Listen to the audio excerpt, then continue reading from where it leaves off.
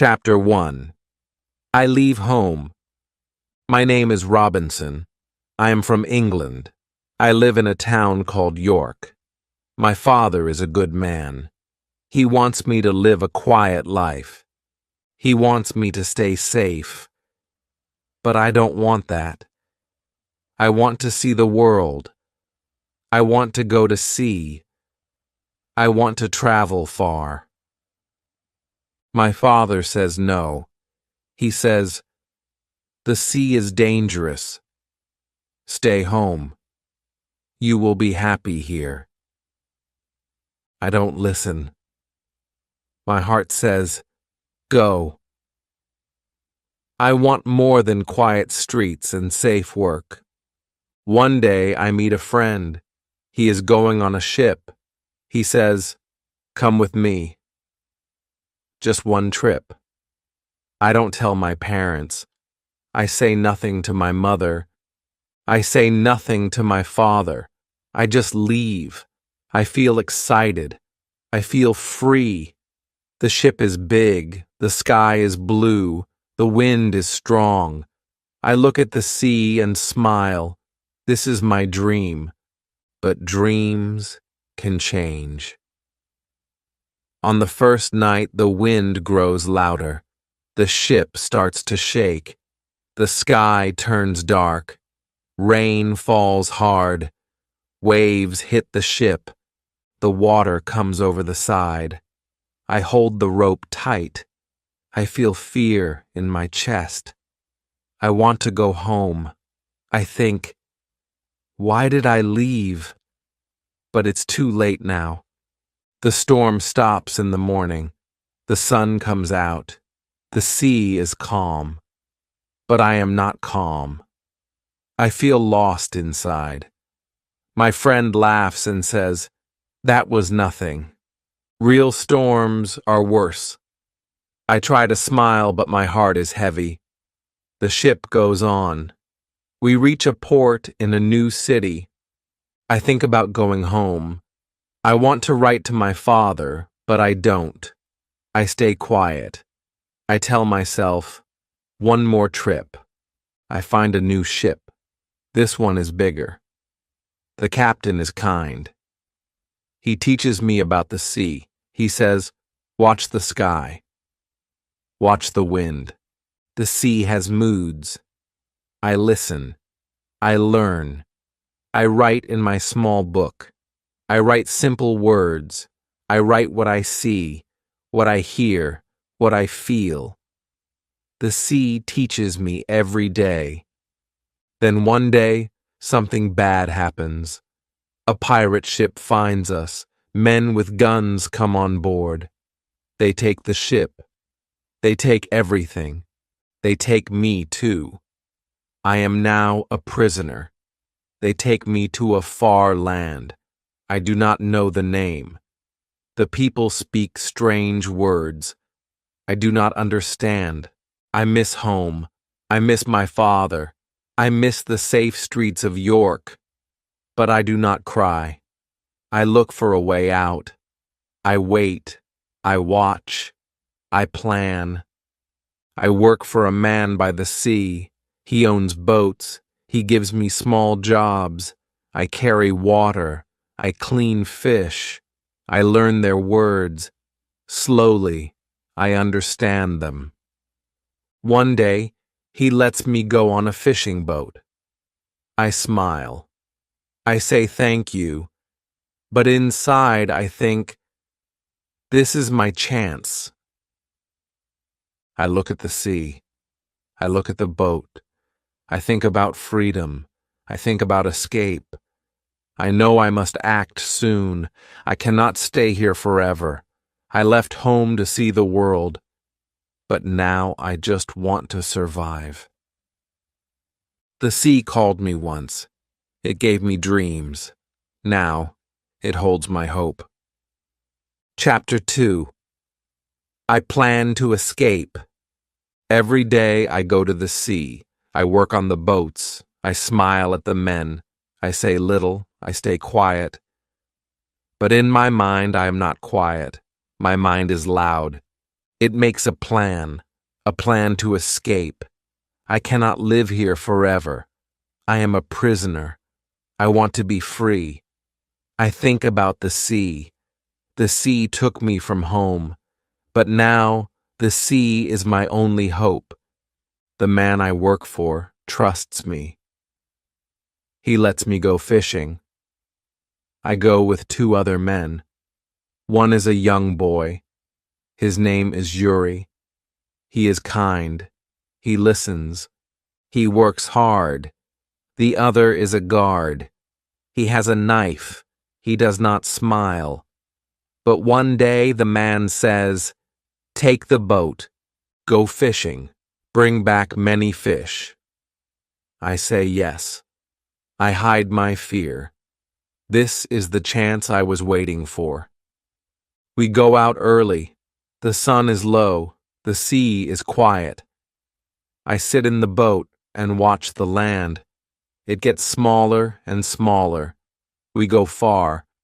Then I take the boat in another direction. The guard looks at me. "Why this way?" he says. I smile. "More fish here," I lie. He does not know my plan. I wait for the right moment. When the guard looks down, I act fast. I take the wooden pole. I hit him hard. He falls. He does not move. Yuri is afraid. He says, "What now?" I look at him. "Do you want to be free?" He nods. "Then help me," I say. We throw the guard into the sea, not to hurt him, just to leave him behind. He swims back to shore. Now, we are alone. Just me, Yuri, and the boat.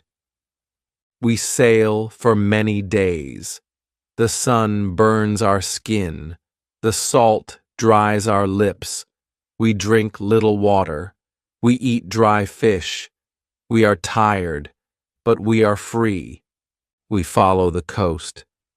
We stay close to land. We see trees, rocks, animals.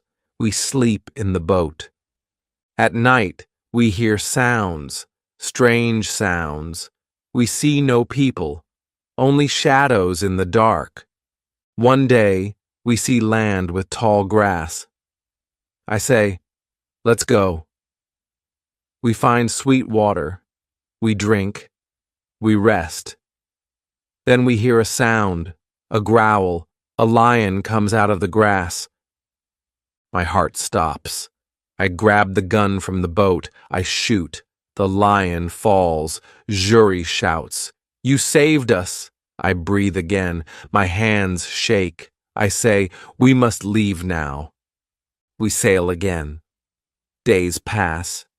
We are tired. One morning, we see a ship, a big ship. It comes near us. It is not a pirate ship. It is a trade ship. A white flag waves on top. I stand and wave my arms. "Help us!" I shout. A man on the ship sees me. He waves back. The ship turns toward us. A small boat comes out. The men on it speak English. My heart feels warm. After many weeks, I hear my own language again. They ask, "Who are you? What happened?" I tell them a little, not everything. I say, "I am lost. I ran away. I want to work. I want to live free." The captain is kind. He says, "You can come with us." We go to Brazil. I say yes. But he looks at Yuri. "Is he your servant?" I look at the boy. He helped me. He stayed with me. He did not run. "No," I say. "He is my friend." The captain smiles. "Then he can come too." I look at the sea once more. I think of the island we passed, the land we left behind. the danger we escaped. My life is changing again. But this time, I am not afraid. Chapter 3. A New Life in Brazil. The ship took us far from danger. The sea was calm again. The wind was soft. I stood on the deck and looked at the sky. I felt safe. I felt quiet inside. Jury stood beside me. His eyes were full of light. We did not talk much, but we smiled. That was enough. The captain gave us food, clothes, and a place to sleep. He asked for no money. He said, "You are brave. You risked your life. That is enough for now." I thanked him again and again. In my heart, I felt lucky. I had escaped. I was free. And now I was going to a new land, a land I had never seen, a place called Brazil. After many days, we reached the shore. The ship stopped near a busy town. The streets were full. People moved fast. The sun was hot. I saw things I had never seen before: big trees, bright fruits, men on horses, women selling things on small carts. The captain took me to a small house. "You can stay here," he said, "and you can work. Many Englishmen come here to buy and sell." I thanked him. He looked at Jury. "The boy can stay with you, but if he wants to go back to Africa one day, let him go." I nodded. Jury smiled. He said, "I stay with you." In the new town, I learned fast. I watched people. I listened to their words. I tried to speak. I made mistakes, but I did not stop. Each day, I learned more. I helped on farms. I carried water. I planted seeds. The soil was rich. Everything grew fast. I worked hard. I saved money. I did not waste it. My hands became strong. My heart became still. Life was not easy, but it was good. After 1 year, I bought a small piece of land. I grew sugar and a little tobacco. I sold it in the market. People started to know my name. They said, "Robinson works hard. He is quiet, but smart." I felt proud, but deep inside, something still pulled me. A voice, a memory. The sea, it called me again. I tried to ignore it. I tried to say, "No, stay, be safe." But the sea does not forget, and I did not forget it either. One day I sat with some farmers. We drank tea. We talked about trade. One man said, "We need to send goods to Africa. We can sell things there and bring workers back." Another said, "We need a ship. We need someone brave to lead it." They looked at me. I said nothing, but I felt the sea move inside me again. I tried to sleep that night, but the sea came into my dreams. I saw ships. I saw waves. I saw a storm. I woke up sweating, but still, I said yes. I sold part of my land. I gave Jury his freedom. I said, "You are free now. You stayed with me. You helped me. You are my friend. You can go where you want." He looked at me. He did not speak for a while. Then he said, "I will never forget you." We shook hands. Then he left. My heart felt heavy, but I knew it was the right thing. I joined the men and helped prepare the ship. We packed tools, clothes, food, and water. I felt strong again. I felt ready. But something deep inside whispered, "Be careful. The sea gives, but the sea also takes." We left Brazil on a quiet morning. The sky was clear. The sails were full. I stood on the ship and looked ahead. I did not know what was coming, but I knew one thing. My journey was not over yet. Chapter 4. The Storm and the Island. The first days at sea were quiet. The wind was soft. The sky was blue. I walked on the deck and watched the water. It moved like glass. I thought, maybe this time will be different. But deep inside, I felt something. A small fear, like a shadow in the mind. I pushed it away. I told myself, "You are strong now. You know the sea. You will be fine."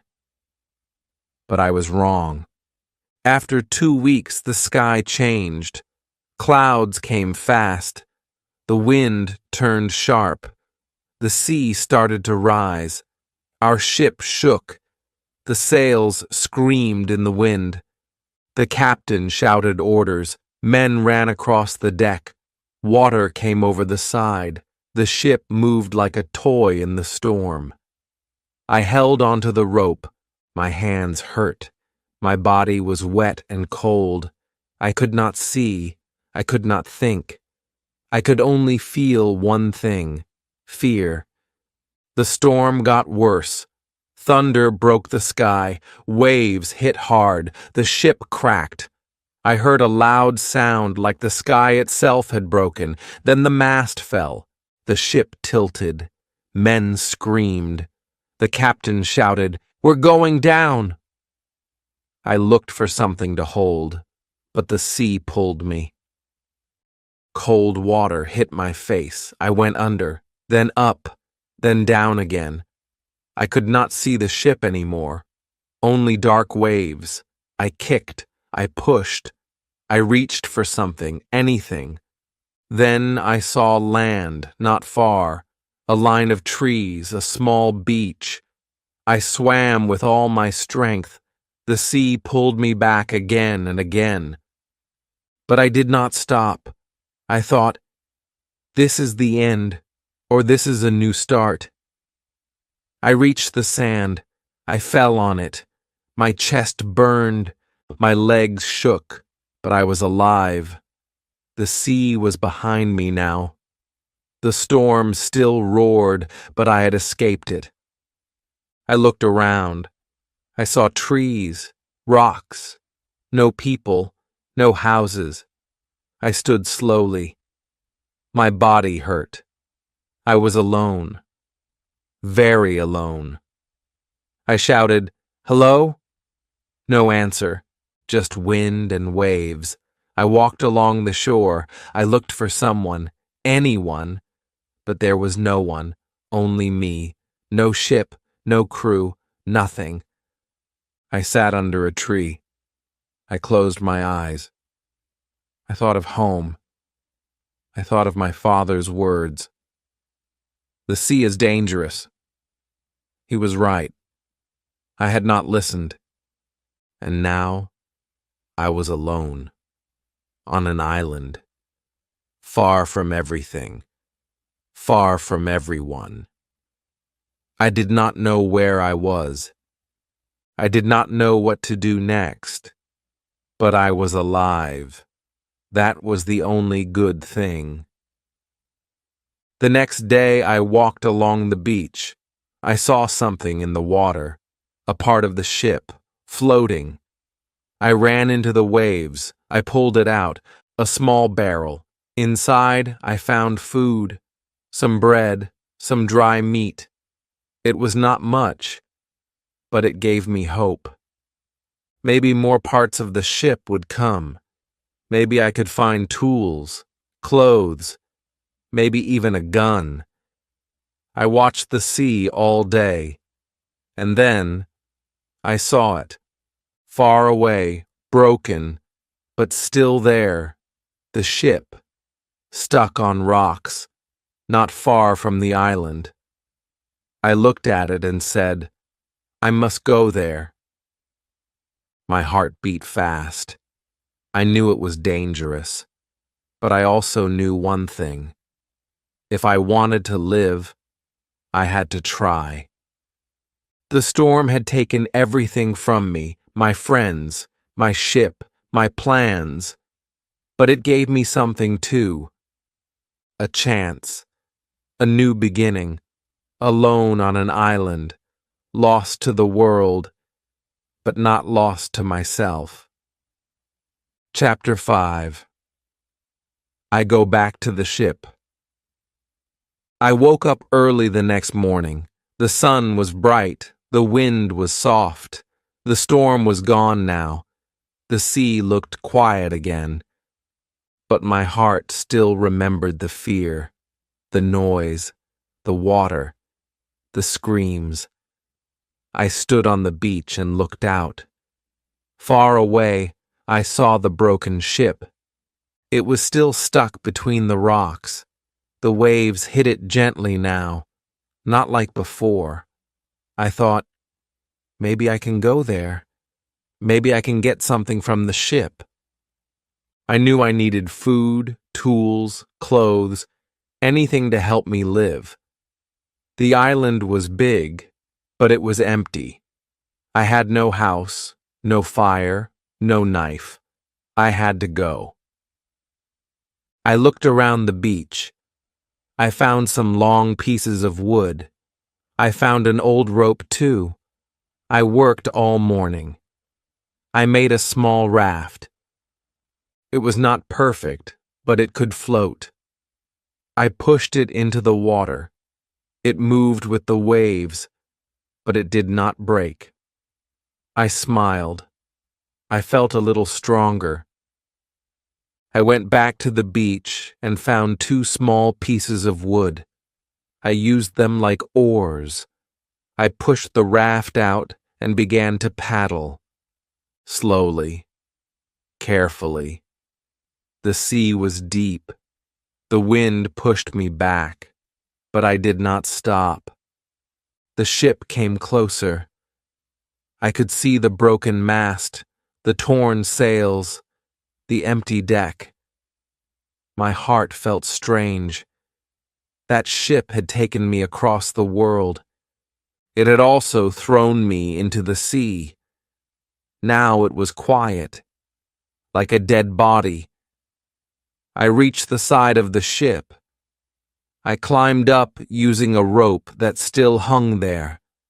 My hands shook, but I did not fall. I stood on the deck and looked around. Everything was broken, but some parts were still good. I went below deck. It was dark and wet, but I found things: food, tools, a hammer, a small axe, a knife. I found a box with clothes. They were dry. I smiled. I found 2 guns and a little gunpowder. I also found nails, string, and fishing lines. These things were gold to me now. I took everything I could carry. I put it all on the raft. The raft was heavy now. It moved slowly in the water. I got back on and started to paddle again. The way back was hard. The wind was strong. The raft moved left and right. I thought I would fall. I held tight to the rope. My arms were tired. My legs were wet. But after some time, I saw the beach. I cried. Not loud, but deep inside. The land was still there. The sand, the trees, the place that now had to be my home. I pulled the raft to shore. I took the things one by one and placed them under a big tree. I looked at the sky. I said, "Thank you." I had food now, tools, clothes. I had hope. I sat under the tree and thought, now I can live.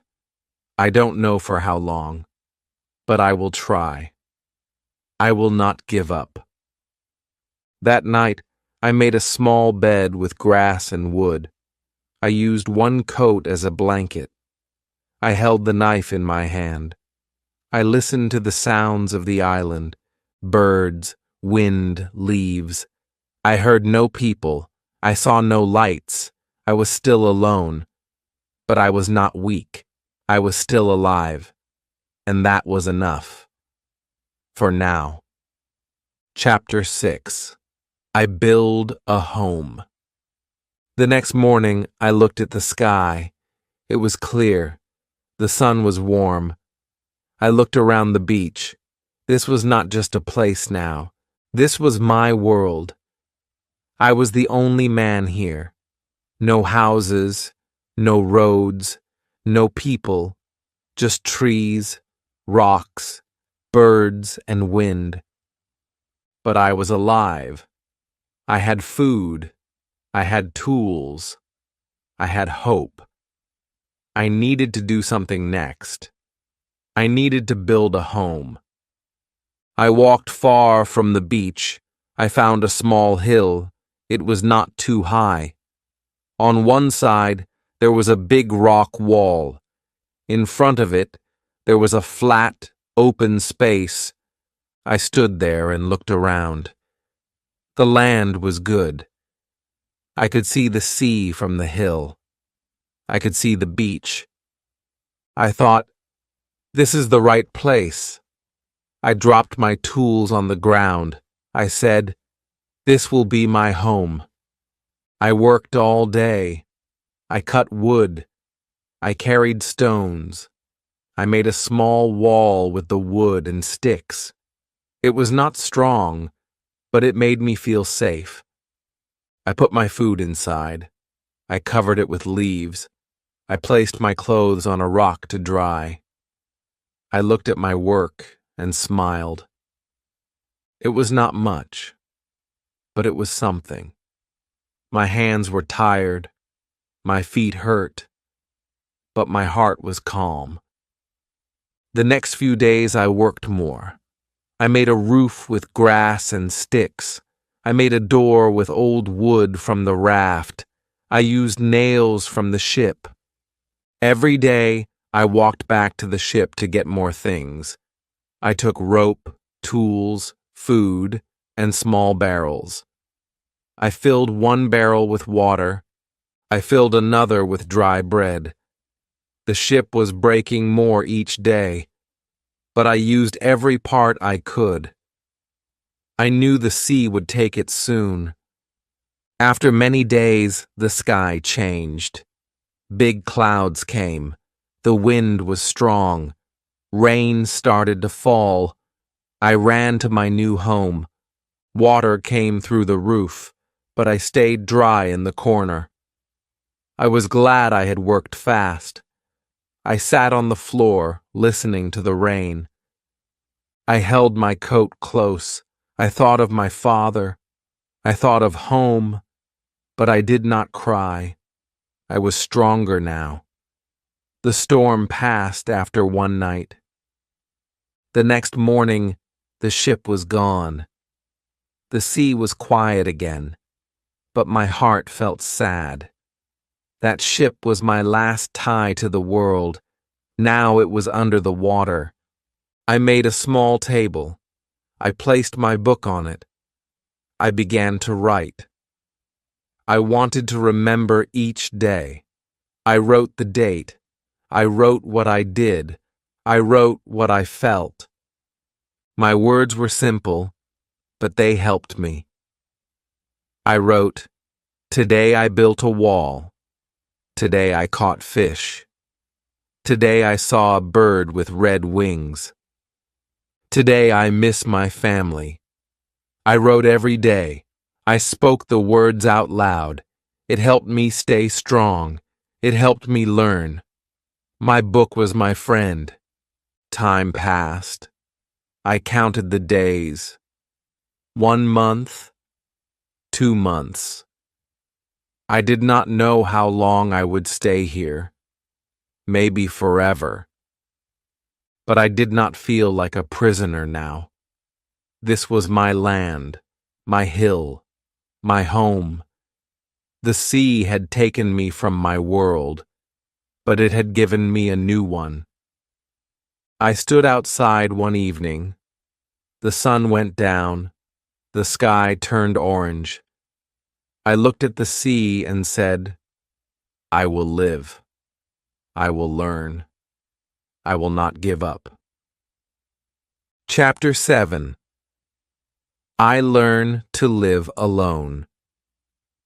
The days passed slowly. The sun came and went. The rain fell and stopped. I woke up each morning and looked at the sea. It was quiet now, like it had forgotten the storm. I had food. I had water. I had a small home, but I had no people, no voice to talk to, only birds, only wind, only silence. At first, the silence made me sad. I wanted to speak. I wanted to listen. But no one answered. So I spoke to myself. I said things out loud. Simple things. Today I eat fish. Today I fix the roof. Today I feel tired. It felt strange, but it helped me stay strong. I started to walk around the island. I wanted to know this land better. I saw trees I had never seen before. I saw fruits on the ground. I picked them up. Some were sweet. Some were sour. I ate slowly. I watched animals too. Small rabbits, colorful birds. I followed their paths. I watched their habits. I wanted to learn how they lived. I wanted to live like them, quiet and safe. I found a small stream. Clean water flowed there. I drank from it. It tasted fresh. I said, "Thank you," to the land. One day, I found a group of goats. They ran when they saw me. They were fast. I could not catch them. But I had an idea. I would build a trap. I used rope and wood. I worked for many days. Then, one morning, I found one goat in my trap. It was small. It looked scared. I did not hurt it. I fed it. I gave it water. Slowly, it trusted me. I tied it near my home. I named it Billy. Now I had a friend. A small goat, but a friend. I spoke to it every day. I said, "Good morning, Billy." I said, "Don't be afraid. I am your friend." It did not answer, but it stayed near me. That was enough. I also learned to fish better. I made a fishing rod with string and a stick. I went to the shore and waited. I watched the sea. I learned when the fish came close. I caught one, then two. I cooked them over fire. I made a small grill with stones. I ate slowly. I thanked the sea. Every meal felt special. I never wasted food. I used everything I had. I saved things. I cleaned my tools. I counted my supplies. I made a plan for each day. Work, rest, cook, write.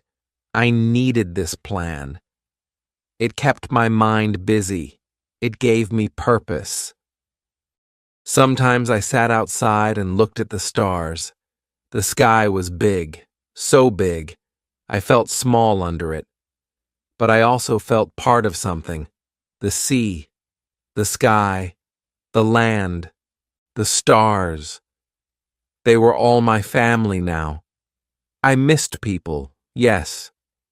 I missed my old life, but I was learning something new. I was learning how to live with myself, how to stay calm, how to keep hope.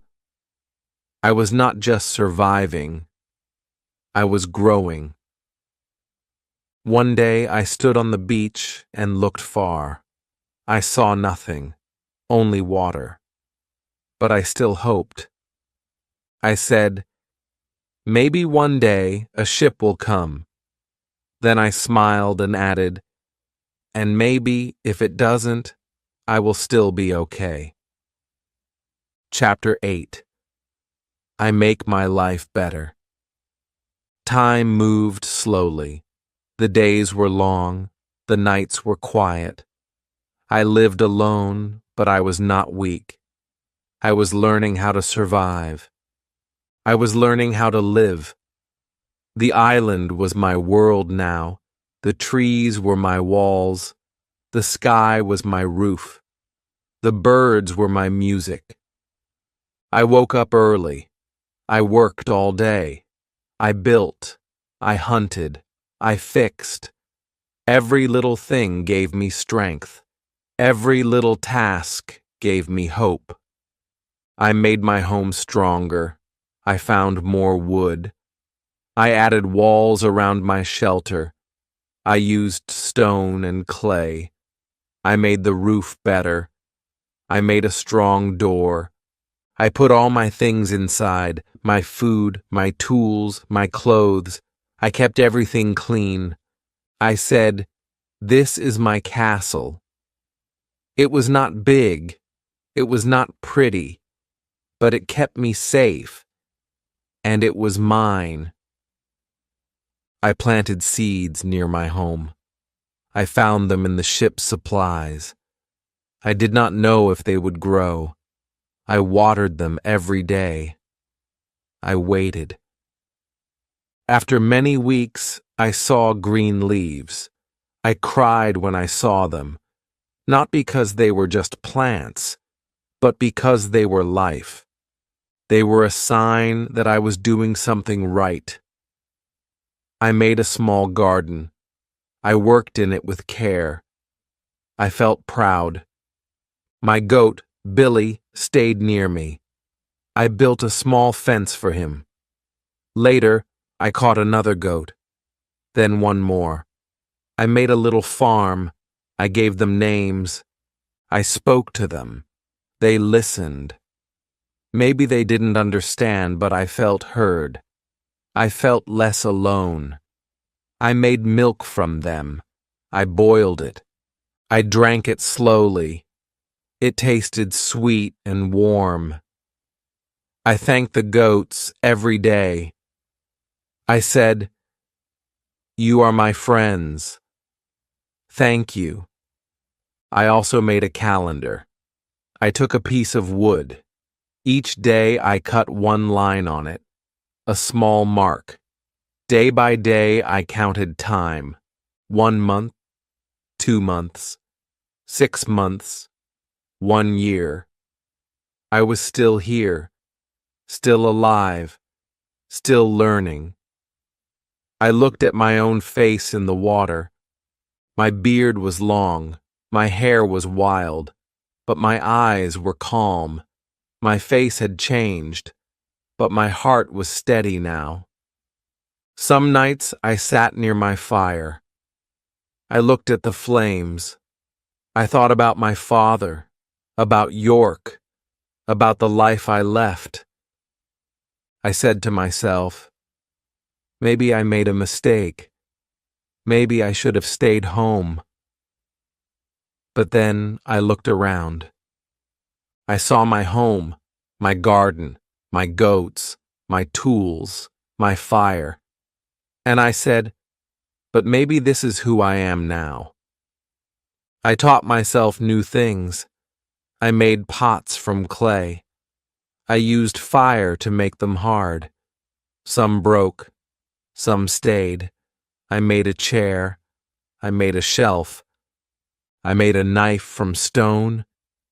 Every day I learned something new. I made mistakes. I failed. But I always tried again.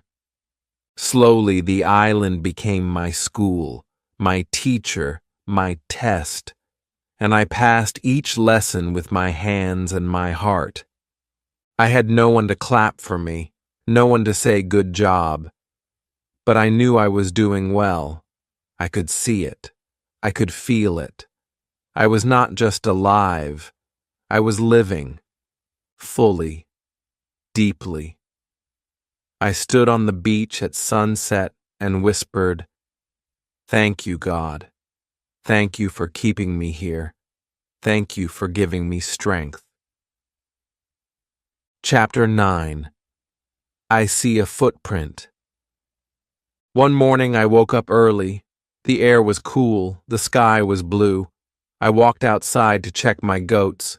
They were fine. I gave them food. I spoke to them. They followed me around. I smiled. Then I walked down to the beach. I often walked there in the morning. It helped me think.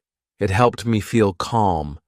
I listened to the waves. I watched the birds. I walked slowly across the sand. But this morning was different. I saw something on the ground. It stopped me. My heart jumped. I bent down. I looked again. I did not believe my eyes. It was clear. It was deep. It was real. A footprint. One single footprint in the sand. Not mine. Not from my foot. Someone else had been here. I stood up and looked around. I saw no one. I called out, "Hello?" No voice came back, only the wind. I ran to the trees. I looked behind rocks. I ran back to the beach. Nothing. No sound, no shadow, no face. But the footprint was still there. Big. Fresh. Close to my home. I felt cold. Not from the wind, but from fear. I had lived here alone for so long. I thought no one else was on this island. I had felt safe. Now I was afraid again. I ran back to my house. I locked the door. I sat inside. My heart beat fast. My hands were shaking. Who was it? A man? A group? A friend? A stranger? I did not know. That night I could not sleep. I sat with my gun near me. I listened to every sound, every small crack, every bird cry. I thought, what if they come? What if they are near now? The silence felt heavy. My eyes stayed open. I waited for light. The next day I made a plan. I walked slowly back to the beach. I looked for more footprints. I found none. Just that one. Alone. Like a warning. Like a sign. I looked at it again and then covered it with sand. I did not want to see it anymore. I wanted to forget. But I could not. For many days, I stayed near my house. I worked quietly. I moved carefully. I cooked with less smoke. I hid my tools. I built a second wall around my shelter. I made it taller. I made it stronger. I dug a hole and made a secret place under the ground. I put my food there, my gun, my powder, my journal, everything important. If someone came, I would be ready. But still, no one came. The island was quiet again, but now it was a different kind of quiet. Before, the quiet felt safe. Now, it felt dark. like someone was watching. I looked behind me more. I listened harder. Even the birds seemed quieter now. Some nights I dreamed of faces I did not know. I saw fire. I saw people on boats. I saw them walking through the trees. I woke up sweating, my breath fast. I told myself, maybe the footprint was old. Maybe they are gone. But I didn't believe it. Something had changed. I could feel it. Chapter 10. I watched the island. I could not forget the footprint. Day after day, it stayed in my mind. I kept asking, who is here? Where did they go? Will they return? The island no longer felt safe. I did not walk far now. I stayed near my house. I watched the trees. I listened to every sound. I cooked with small fires. I spoke to no one. Even the birds and goats seemed quieter. It felt like something was hiding, just out of sight. One morning, I climbed the highest hill. I took my telescope with me. I sat behind a rock. I looked out over the island. I saw the beach, the trees, and the sea. For hours I watched. Nothing moved. No people, no boats, only wind in the trees. But I could not rest. I came back every morning. I watched the island like a guard. I waited. I was always waiting now. Then one day, I saw something new. Far on the other side of the island, I saw smoke, a small fire, not from trees, not from lightning, a human fire. Someone was there. My hands began to shake. I held the glass tight. I looked again. Still smoke. No faces. But that was enough. I ran back to my home. I locked the door. I sat with my gun. My heart beat like a drum. That night I thought many things. Should I run? Should I hide? Should I try to talk to them?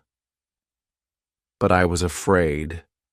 I did not know if they were good or bad. Maybe they were pirates. Maybe wild men. Maybe they would hurt me. I thought of my father again, his soft voice. The sea is danger. Stay home. But it was too late now. I had walked far from home, and now danger had followed me. The next day, I climbed the hill again. The smoke was gone. The trees were still. The land looked the same, but it wasn't. Now I knew the truth. I was not alone. There were others. Somewhere. Moving in the same trees I once walked through with peace. I made my house stronger. I added more wood, more stone. I made secret paths. I made traps. I hid food in more places. I slept in a new spot each night. Sometimes outside, sometimes in the hole. I became like an animal, quiet, watching, waiting. Days passed like this, weeks. I saw no one, but I still felt them. Then something strange happened. I walked to the far beach one morning. I saw something in the sand. Broken wood, rope, a paddle. All old and wet. A boat had been here, not mine, a different one. Maybe a small group came, maybe one man, maybe many. I saw new footprints near the boat. Then I saw bones. Many bones, and a fire pit. I covered my mouth. My stomach turned. I knew now. These men were not just visitors. They were cannibals. They had killed someone here. I ran back. I cried alone. I did not sleep that night. I did not eat much. I felt sick. The island was not just wild. It was cruel. I had to be careful. I had to be smart. I had to stay alive. And deep in my heart, one new thought grew. I must not only survive, I must be ready. Chapter 11. I make a secret cave. After seeing the bones on the beach, I could not sleep well. My dreams were full of fear. I saw strange faces. I heard screams in the dark. I woke up shaking. I sat near the fire and held my gun. I looked at the trees. I listened to the wind. I said to myself, I am not safe. I must hide better. I must protect myself. The walls around my home were strong, but I needed more than walls. I needed a place no one could find, a secret place, a place deep inside the land. So I started digging near the big rock behind my house. It was hard work. The sun was hot. The ground was dry. My hands hurt. My back ached. But I did not stop. I worked every day. Bit by bit, I made a small cave. Inside the cave, it was cool and dark. I brought in dry food, clothes, and powder. I placed them in barrels. I used wood to make shelves. I lit a small candle. The cave became my new room. I made a secret door from tree branches.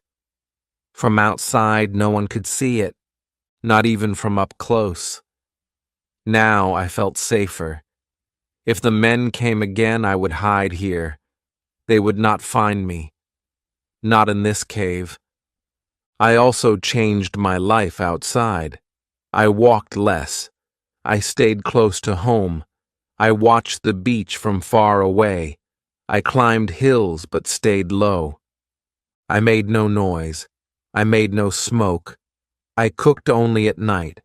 I moved like a shadow, quiet, fast, careful.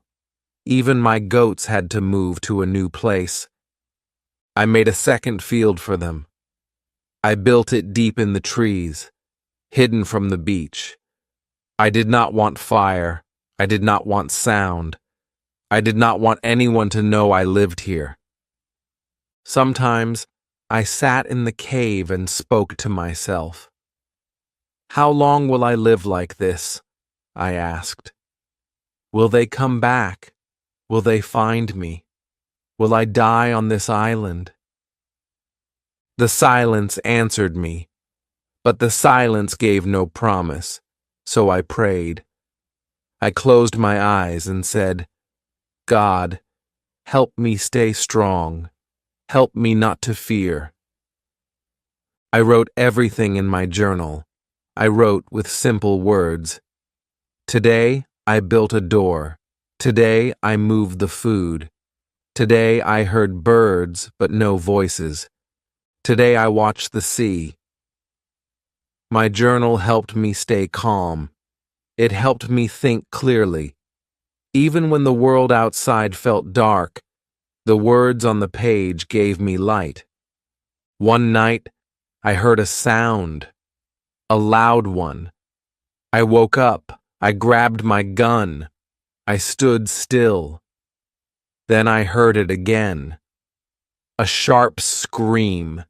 It came from far away. It echoed through the trees. I did not move.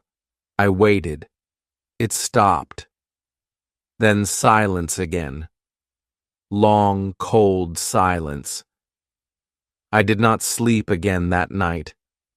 The next morning, I climbed the high rock. I looked far across the land. I saw something on the sand. Many figures, small from far, but I knew they were men. They were back. But I was ready now. Chapter 12.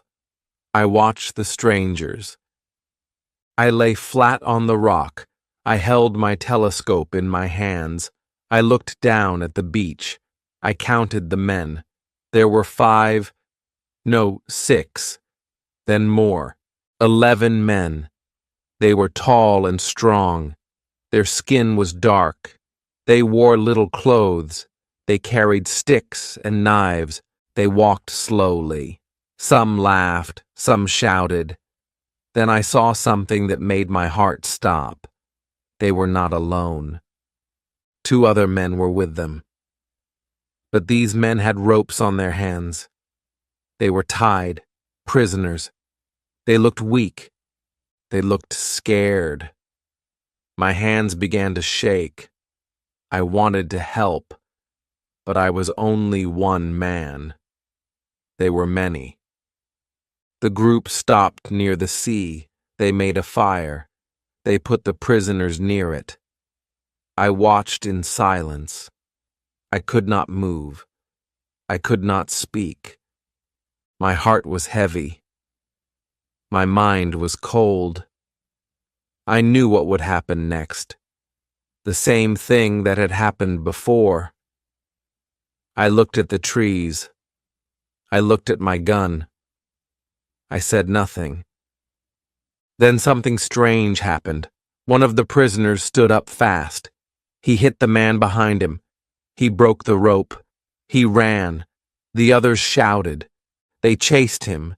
He ran toward the trees, toward me. My heart beat faster. I looked again through the glass. I saw his face. He was young, maybe 20. His eyes were wide. His feet were fast. He ran into the trees. 2 men followed him. The others stayed behind. The young man ran near my hill, very close. I stood behind the trees. I held my gun. I waited. Then I saw him. He was running toward me. I stepped out. I raised my hand. He stopped. He looked afraid. I pointed to the ground. I said, "Quiet." He nodded. I pointed behind him. 2 men came running fast. I raised my gun. I fired. 1 man fell. The other stopped. He turned. He ran back to the beach. I looked at the young man. He looked at me. His eyes were full of fear, but also full of thanks. He put his hand on his heart. Then he touched my feet. I pulled him up. "You are safe now," I said. He did not know my words, but he knew my heart. We went back to the cave. I gave him water. I gave him food. He ate like he had not eaten in days. He sat on the ground. He looked at me like I was a god. I shook my head. I said, "I am just a man. Just like you." I wrote in my journal that night. Today, I saved a man. He ran from death. I helped him live. He is now with me. I do not know his name, but I will give him one. I looked at him again. He smiled. A warm, true smile. I smiled back. "Your name is Friday," I said. "Because today is Friday." He said nothing, but his eyes spoke to me. Chapter 13. I teach Friday. Friday stayed with me. He did not try to run. He did not try to hide. He followed me everywhere. He watched everything I did. His eyes were full of light. He was strong, fast, young, but also calm and kind. He did not speak my words, but he smiled when I smiled. He helped me with work. He brought water. He gathered wood. He fed the goats. He never asked for anything. He only looked at me with respect. I was not his master, but he treated me like one. And I wanted to treat him like a friend. I wanted to teach him English. I pointed to myself and said, "Robinson." He smiled. Then he pointed to himself and said, "Friday." I smiled back. Then I pointed to a tree. "Tree," I said. He repeated, "Tree." Then I pointed to a goat. "Goat," I said. "Goat," he said. His voice was clear. His mind was quick. Every day I gave him more words: hand, water, food, fire, sky, rain. Slowly he learned. He listened. He spoke. He laughed when he made mistakes. I laughed too. It felt good. After so long, I was not alone. He was not just learning English. He was learning how I lived. He watched how I made fire with stones. He watched how I cooked, how I cleaned, how I wrote in my book. He asked with his eyes, "Why?" I showed him everything. I gave him his own plate, his own blanket, his own knife. He said thank you with his smile. One night I sat near the fire. I said, "Friday, do you have family?" He looked at me. His face changed. He looked sad. He said, "Far, far place." Then he pointed to the sea. He said, "Many men, bad men, eat men." I understood. His people were not safe. He was taken. He was hurt. He ran to live, just like me. I said, "No bad men here. You are safe." He nodded. He said, "Friday, stay with you." I smiled. I felt warm inside. We were two men from different worlds, but now we were one small family. I made a second bed in the cave. I gave him extra clothes. I taught him how to shoot. I showed him how to use the gun. He was careful. He was good. He never wasted bullets. He learned fast. I gave him simple jobs. I said, "Catch fish, cut wood, watch goats." He did everything well. He came back happy. He was proud. Now the days were not so quiet. We spoke. We laughed. I taught him songs. He tried to sing them. Sometimes we sat under the trees and watched the sky. I said, "This is peace." He repeated, "Peace." I showed him my book. I showed him how I wrote each day. He watched my hand. He touched the paper. Then he said, "I want, learn, write." My heart felt full. I said, "Yes, Friday, I will teach you." That night I wrote in my journal, "I have a friend now, not just a helper, a real friend. He is kind, he is brave, he is learning, and I am learning too. After so many years, I do not feel alone." Chapter 14. We work together. Friday woke up early every day. Before the sun came up, he was ready to work. He went to the goats. He brought fresh water. He cleaned the tools. He smiled when he saw me. I smiled back. I did not need to ask him anything. He already knew what to do.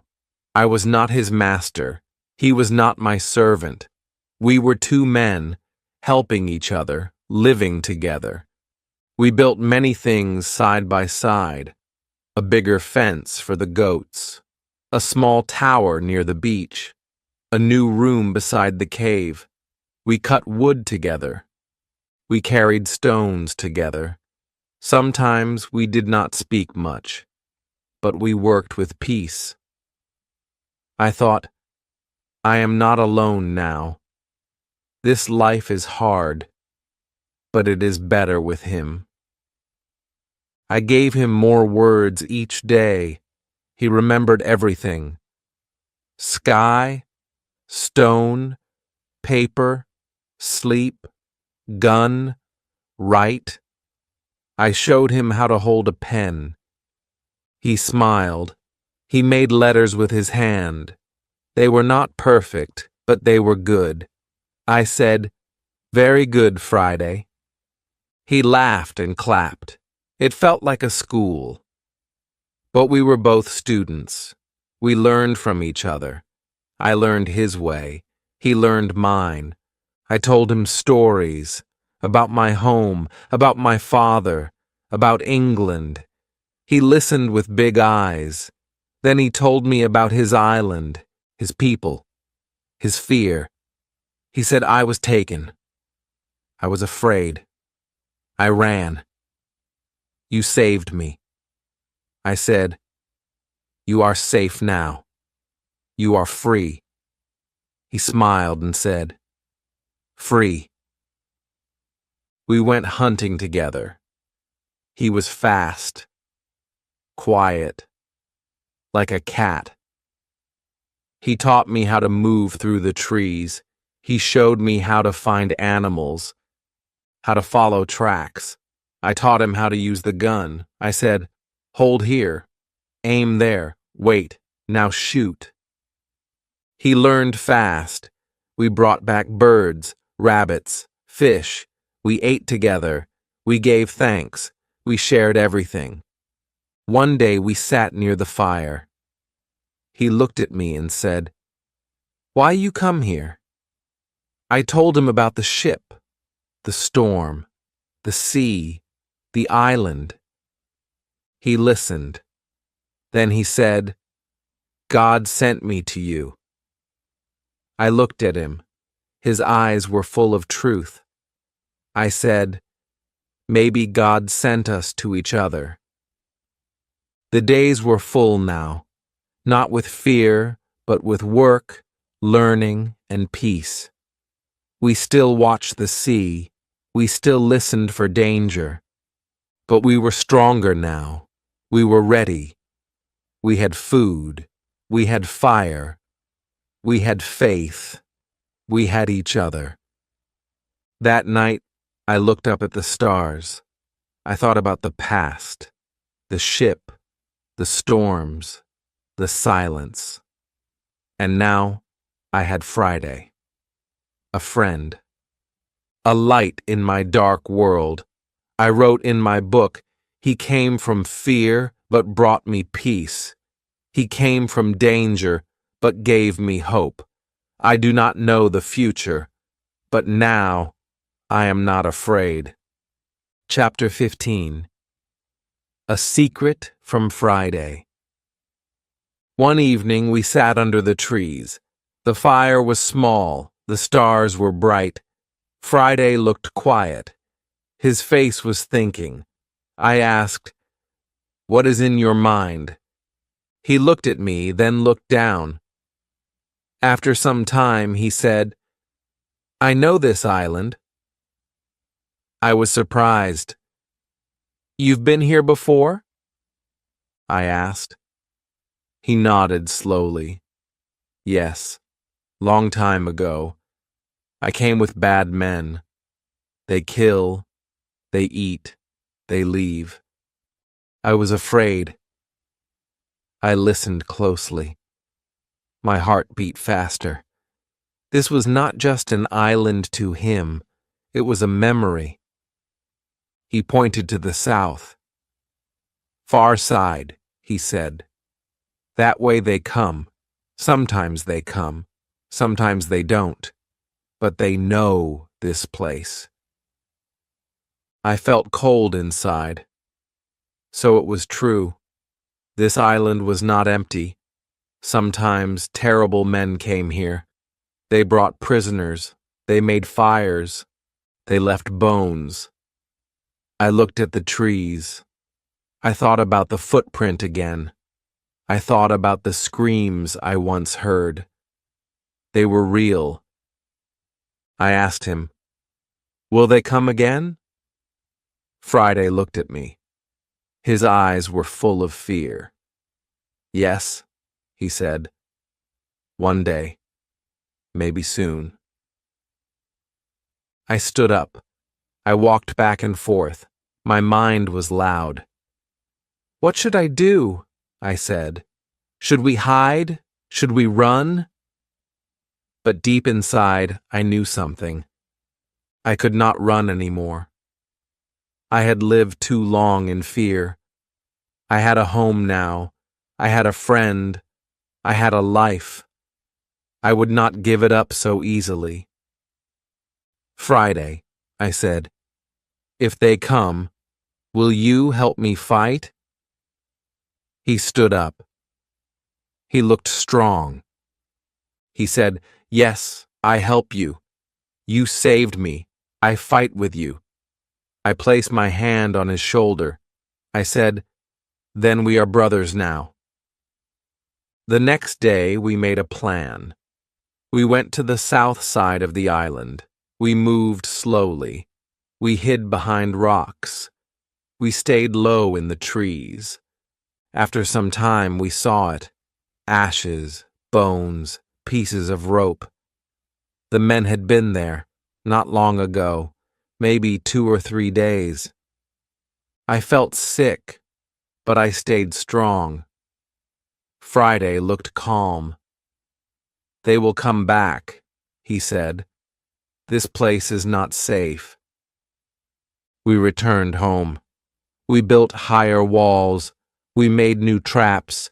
We hid more food in the cave. We cleaned our guns. We made sharp sticks. We chose hiding spots in the trees. I said, "We will watch every day, morning to night." Friday said, "We be ready." My hands worked fast. My heart was quiet, but hard like stone. That night, I could not sleep. I sat near the cave and watched the stars. I held my gun. I listened to the wind. I remembered the time I was alone. That time was over. Now I had a friend, a partner, someone who trusted me, someone I could trust. The island had changed again. First it gave me fear, then it gave me peace, now it gave me purpose. I wrote in my journal, "If they come, I will not run. I will stand. I will fight. Not just for myself, but for Friday too. This island is our home now, and we will protect it together." Chapter 16. The Day They Came. The morning was quiet, too quiet.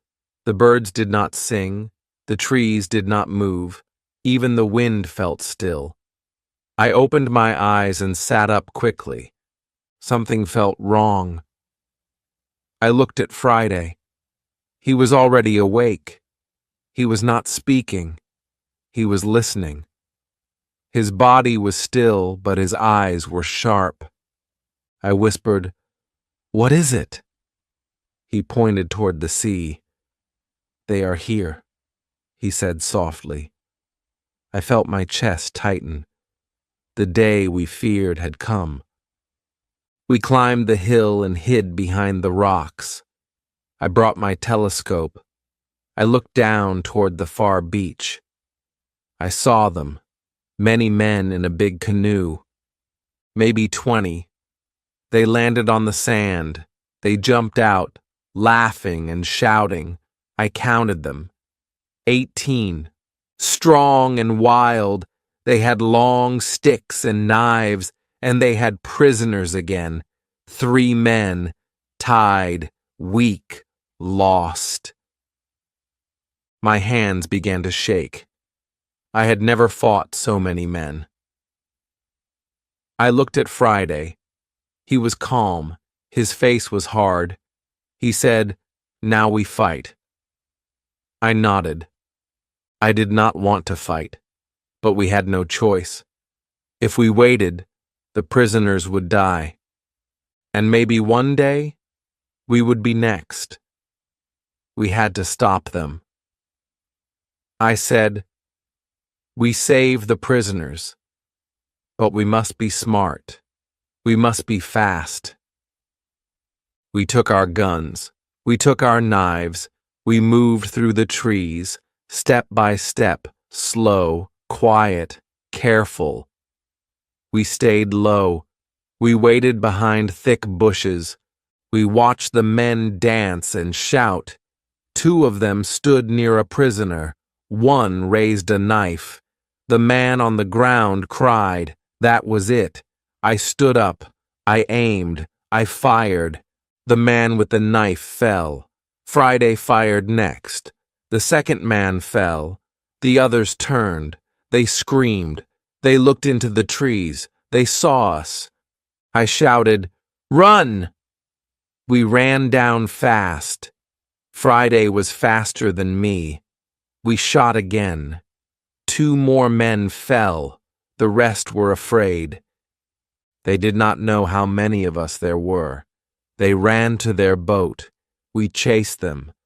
But we did not kill them all. We let them run. We wanted to save the prisoners, not kill every man. The beach was quiet now. The fire was still burning. I walked to the prisoners. They were tied with ropes. They looked up at me with fear. I cut the ropes quickly. I said, "You are free." 1 man fell into my arms. He cried. Another man hugged Friday. The 3rd man looked weak. He could not speak, but he took my hand and kissed it.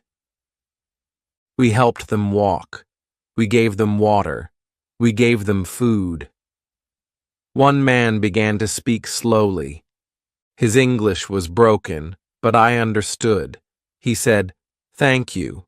We thought we would die. You saved us." Friday looked at me and said, "You strong?" I smiled. "No," I said, "we are strong, together." That night, we made a big fire near the cave. We all sat around it. The 3 men slept close to the fire. They were safe now. Friday sat beside me. He said, "They will come again." I nodded. "Yes, but now they know we are not afraid." I looked at the stars. I thought of the man I once was, alone, afraid, lost. Now I was different. I was still on the island, but I had a friend. I had a purpose, and now I had saved lives. I wrote in my journal, "Today I fought not for myself, but for others. I am not just living now. I am standing for something, for peace, for hope, for life." Chapter 17. A stranger speaks my language. The next morning the sun rose slowly. The sea looked calm again. But my mind was still full of thoughts. I could not forget the fight. I could not forget the fear, but I also could not forget the faces of the men we saved. They were alive now, and they were safe. I looked at them as they sat near the fire. They were eating slowly. They were quiet. Their eyes were still afraid, but they looked at me with thanks. Deep thanks, the kind that does not need many words. I walked toward them. I sat down. I smiled. One of the men looked at me closely. He said something. His words were not clear at first. I listened again. Then I understood. He was speaking English. I was shocked. I said, "Do you speak English?" His face lit up. "Yes," he said. "A little." My heart jumped. I had not heard English from a stranger in many, many years. My voice almost broke. "Who are you?" I asked. "Where are you from?" He said, "I am from Spain. I was on a ship. We were lost. My friends were taken. I ran. I was caught, then brought here by these men." I listened to every word. It felt like a dream. Someone from the outside world. Someone who knew the sea. Someone like me. I said, "You are free now. You can stay with us." He looked at me with soft eyes. "You saved my life," he said. "I will follow you. I will help you." I called Friday. I introduced him to the man. Friday smiled. The man smiled back. They shook hands. I said, "Now we are three." Stronger than before. The man told us more. His name was Pedro. He was kind. He was smart. He helped the other two men who were still weak. He cooked for them. He cleaned their cuts. He told them they were safe. He gave them peace. I watched him. I thought, this man brings healing. Maybe he was sent to us for a reason. Days passed. The men became stronger. They helped us with work.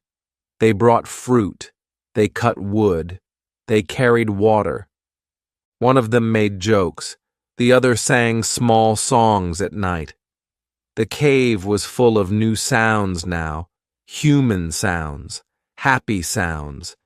It was no longer a place of hiding. It was a home. One night, we all sat by the fire. Pedro looked at me and said, "You have lived here many years. You built all this alone?" I nodded. "Yes, alone, for a long time, but not anymore." I looked at Friday. I looked at the others. "Now I have friends." Pedro said, "Maybe one day we can leave this island, together." I looked at the stars. For the first time, that idea felt real, not just a dream, not just a hope, but a plan. I wrote in my journal that night, "I am not the same man who washed up on this island. I was lost. I was broken. I was alone. Now I have a reason to wake up each day. I have friends. I have strength. And maybe, just maybe, I have a future." Chapter 18. We build a boat. Every day now felt full. Full of voices, full of footsteps, full of life. No longer was I just one man walking on sand. I heard Friday's laugh. I heard Pedro's stories. I heard the other two men singing in the morning. My island was still quiet, but not lonely. The trees still stood tall, but now we stood with them. The sky was still wide, but now our dreams were wider. One evening after dinner, Pedro came to me. His face was calm, but serious. He said, "I want to ask you something." I looked at him and said, "Go ahead." He said, "Can we leave this island? Can we build a boat?" I stayed quiet for a moment. My eyes looked at the sea, so wide, so deep. Then I looked at the men, all healthy now, all strong, all ready. I think we can, I said. The next day we went to the forest. We looked for the biggest tree, one that was strong but not too thick. We found one near the river. Friday touched the bark and said, "Good." We began to work. We cut it slowly, carefully. It took many days. Our hands were tired. Our clothes were wet with sweat. But we smiled, because every cut was hope. Every drop was a step toward freedom. When the tree fell, we cheered. We cleaned it. We shaped it. We turned it into the body of a boat, long and wide, strong and light. We used ropes. We used fire. We used all we had. We brought wood from the old ship. We found cloth to make a small sail. We worked every day. We ate together. We slept under the stars. And the boat began to look like a real boat, a boat that could ride the sea. One night, I sat alone. I thought of England. I thought of my father. His soft voice came back to me. "The sea is danger," he had said.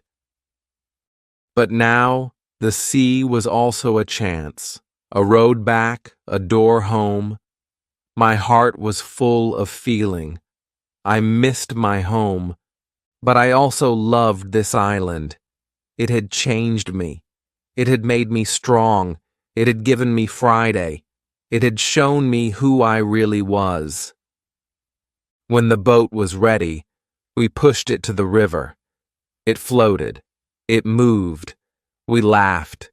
We jumped in. It was strong. It was fast. It was real. Now we just needed a good day, a clear sky, a soft wind. Pedro said, "Soon we go." Friday said, "Yes, but I will come back one day." I said, "Maybe I will never forget this place."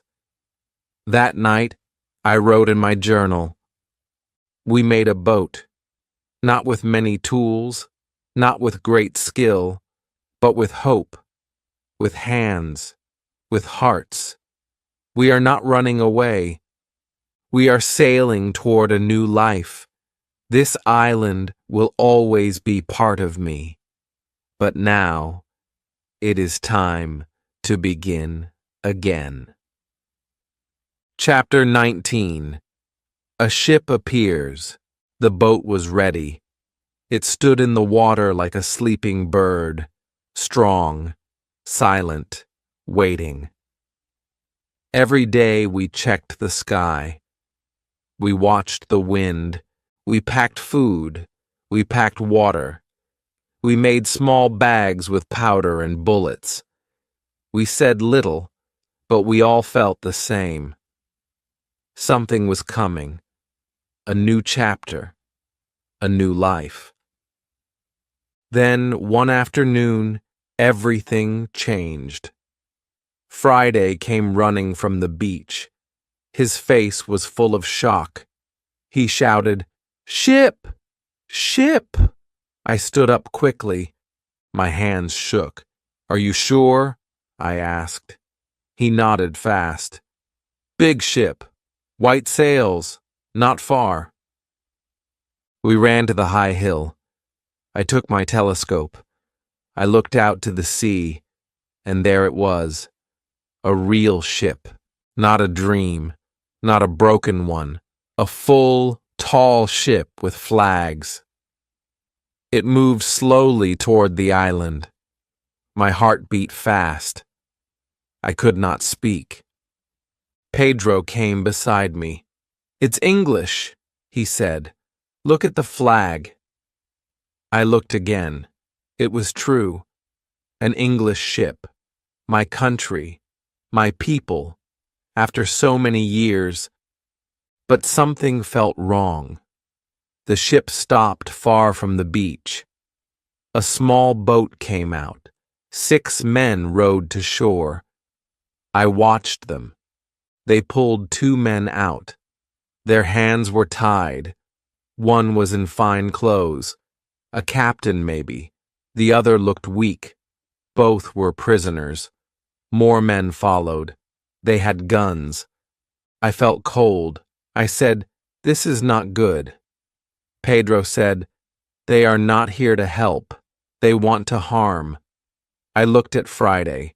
He said, "We stop them." We moved fast. We took our guns. We hid in the trees. We waited. The men tied the prisoners to a tree. They shouted. They laughed. One man hit the captain. I felt anger inside me. I raised my gun. Then I gave the signal. We fired. One man fell. The others screamed. We ran out and shouted, "Drop your guns!" They looked shocked. They saw 4 men, strong and ready. They ran. 2 were caught. The rest ran to the boat. We freed the prisoners. The captain looked at me with wide eyes. "Who are you?" he asked. I said, "A man who knows this island better than you." He smiled. He cried. He held my hand. "You saved me," he said. "I was left by my own men. They wanted to take the ship." I said, "You will take it back." He nodded. "With your help." We made a new plan. That night, we sailed to the big ship in our own boat. Quiet, fast. The bad men were sleeping. We climbed up. We took control. There was no big fight. The captain stood tall again. The ship was his now, and soon it would be ours too. The next morning the sun rose. The sky was gold. The sea was soft. The ship was ready. The captain said, "We will take you home." I looked at Friday. He looked at the island.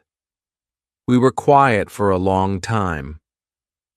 Then I said, "Goodbye, island. You taught me how to live. You gave me pain. You gave me peace. You gave me a new heart." Friday said, "I come with you. But one day I return." I smiled. "And I will never forget you." The ship moved slowly away. I stood on the deck. The island grew smaller. The sea opened wide. After 28 years, 2 months, and 19 days, I was going home. Chapter 20. I see my country again. The ship moved across the sea slowly. The days were long and quiet. The sun was hot. The wind was soft. I stood on the deck and looked at the water. My eyes watched the waves, but my heart looked behind me, back to the island, back to the years I spent there. 28 long years. That island was my prison. It was also my teacher, my home, my friend. I had cried there. I had grown there. Now I was leaving it forever. Friday stood beside me. He looked at the sea with wonder. Every day was new to him, every sound, every bird, every sail. He asked me many questions. I answered them slowly. I taught him new words every day. He was learning fast, just like before. He was still my student, but also my friend, my brother. I knew the world would be strange for him, but I also knew he was strong. After many weeks, the sky changed. The sea grew busy. More ships passed by. The captain smiled. He said, "We are close now." My heart beat faster. I walked to the front of the ship and waited. I said nothing, but my eyes stayed wide. Then, one morning, I saw it. Land. Not just any land. England. My home. Tears filled my eyes. My legs felt weak. I held the side of the ship and whispered, "I'm back." I wanted to run. I wanted to fall to my knees, but I just stood there, watching the land that I had left so long ago. We reached the port. People moved fast. Horses pulled carts. Women sold food. Children laughed. It was loud. It was full. I felt lost in the noise. Everything had changed. Or maybe I had changed. I did not know how to speak to these people. I had not used money in years. I had no house, no family. I had only my name. I walked through the town slowly. Friday stayed close. He looked nervous. So did I. I asked about York, my hometown. I paid a man to take us there. It was far. The roads were cold. The nights were dark. But I did not stop. I needed to see it again. When we reached York, I looked around. So many new buildings, new faces. I walked through the streets and looked for my house. It was not the same. The door was closed. The garden was gone. A stranger lived there now. I asked about my father, about my family, but I learned the truth. My father had died many years ago. My mother, too. My brothers had left the city. I stood on the street in silence, my eyes full of tears. I was home, but I had no one. Friday touched my shoulder. He said softly, "I stay with you." I looked at him and smiled. "Yes," I said, "we are home now, together." That night, I sat in a small room and wrote in my book. I went to sea as a young man. I was foolish. I was wild. I lost everything. Then I found an island. I found pain. I found strength. I found myself. Now I am back. Not rich, not young, but I am alive. And I am not alone. Chapter 21. A quiet life begins again. The days in York were quiet. I walked through the streets like a stranger. Everything looked new, but my heart was full of old memories. I remembered my father's voice. I remembered my home. I remembered the small room where I once read books about the sea. I had dreamed of ships, of lands, of great adventure. And now, after many years, I had returned, but not as a dreamer. I had returned as a man who had seen too much, lost too much, and learned more than he ever wanted. Friday stayed close to me. He watched the people. He listened to the sounds. He was quiet but kind. Some people looked at him with surprise.